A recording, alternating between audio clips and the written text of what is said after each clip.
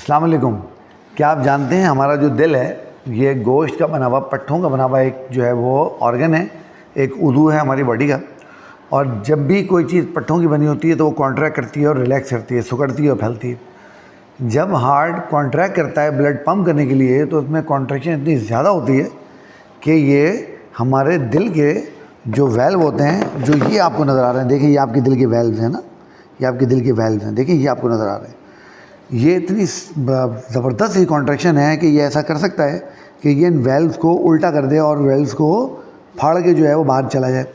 But آپ دیکھیں اس چیز کو ٹیکل کرنے کے لیے، اس چیز کو کنٹرول کرنے کے لیے اللہ تعالیٰ نے کیا کیا ہے؟ اللہ تعالیٰ نے ان ویلوز کو ہارٹ کی وال کے ساتھ باندھ دیا ہے.